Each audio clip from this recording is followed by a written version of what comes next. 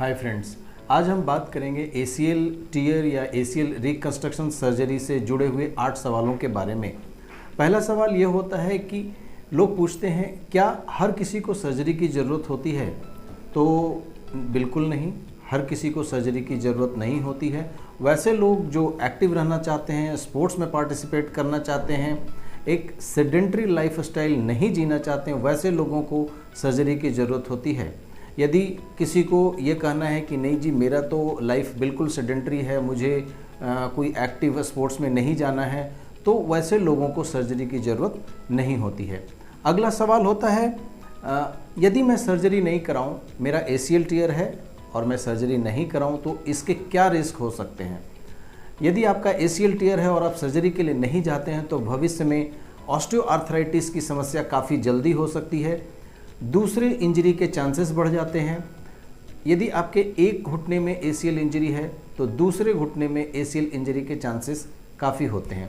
तो इस तरह से फ्यूचर में फर्दर कॉम्प्लिकेशंस के चांसेस रहते हैं। अगला सवाल होता है सबसे सही समय क्या है सर्जरी का। यदि एसीएल इंजरी हुई है तो आपके घुटनों में सूजन होता है, आपको पैर मोड़ने में, घुटने को मोड़ने में तकलीफ़ होती है।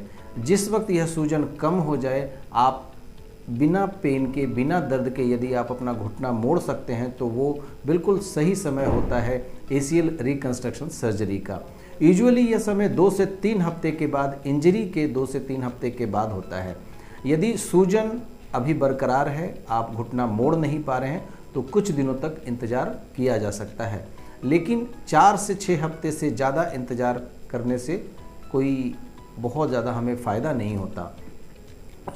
लेकिन उसके साथ साथ सपोज़ एसीएल के साथ साथ किसी और लिगामेंट की इंजरी है तो सर्जरी जल्द से जल्द करनी चाहिए। कुछ लोगों का सवाल होता है कि एसीएल सर्जरी में आप कौन सा ग्राफ्ट यूज़ करते हैं। तो आज के डेट में जो सबसे अच्छा ग्राफ्ट है वो है हैमस्ट्रिंग ग्राफ्ट और दूसरा होता है पटेलर टेंडन ग्राफ्ट।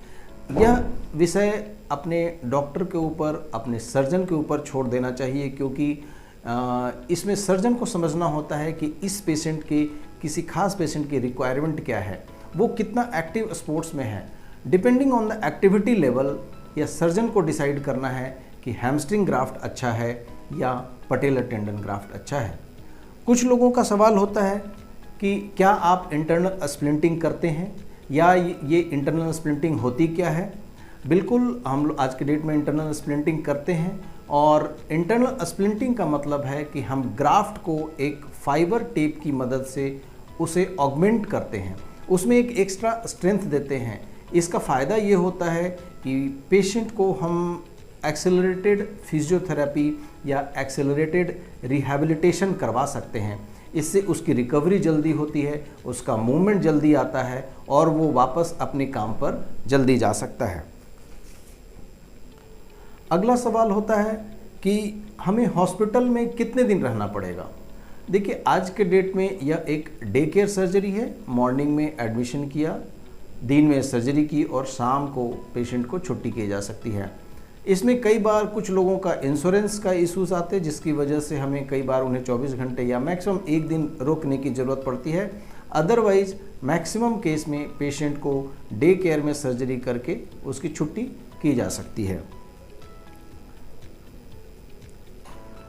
कुछ लोगों का ये सवाल होता है कि मुझे क्या फिजियोथेरेपी की ज़रूरत पड़ेगी, और यदि ज़रूरत पड़ती है तो कितने दिन मुझे फिजियोथेरेपी करना पड़ेगा।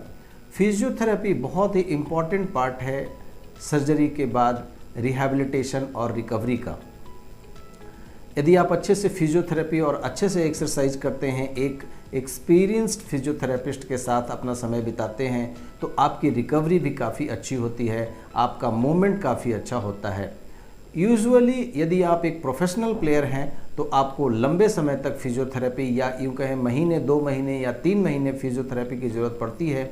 लेकिन यदि आप एक day to day activity, normal life जीना चाहते हैं, आप किसी प्रोफेशनल स्पोर्ट्स में इन्वॉल्व नहीं हैं, तो 2 से 3 हफ्ते की फिजियोथेरेपी काफ़ी होती है। यह बहुत ही महत्वपूर्ण है कि उसके बाद भी एक्सरसाइज को कंटिन्यू किया जाए और जैसे आपको मूवमेंट स्ट्रेंथनिंग के ऊपर बताया गया है, जो सारी बातें बताई गई हैं, उसको आपको कंटिन्यू करनी है। आखिरी सवाल लोगों का ये कह सकते हैं ये होता है कि मैं अपने काम पर वापस कब जा सकता हूँ, मैं ड्राइविंग कब कर सकता हूँ, या मैं अपने स्पोर्ट्स में कब लौट सकता हूँ। तो जहाँ तक रही काम पर जाने की बात, यदि आप ऑफिस जाना चाहते हैं तो 1 हफ्ते 10 दिन के बाद अपने ऑफिस में अपने काम पर लौट सकते हैं। ड्राइविंग यूजुअली 4 से 6 हफ्ते के बाद किया जा सकता है। यदि आप सीढ़ियों पर चढ़ना चाहते हैं तो 2 से 3 हफ्ते के बाद स्टेयर क्लाइंबिंग की कोशिश की जा सकती है।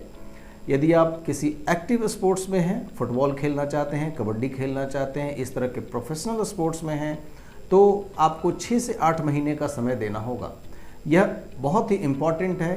स्पोर्ट्स में वापस जाने से पहले अपने आपके जो सर्जन हैं उनको दिखाना है। आपके पैरों में ताकत पूरी होनी चाहिए, आपका पावर नॉर्मल होना चाहिए, आपके मसल्स में इतना ताकत होना चाहिए कि वो स्पोर्ट्स को झेल सके, या यूँ कहें आपके पैरों में इतनी ताकत होनी चाहिए कि आप अच्छी तरह से दौड़ भाग सकें, आप अच्छी तरह से कूद लगा सकें। आशा करता हूँ कि ACL से जुड़े कुछ महत्वपूर्ण सवाल का जवाब मैंने दिया होगा। आपके मन में जो यदि कोई और सवाल है तो आप कमेंट डालकर पूछ सकते हैं।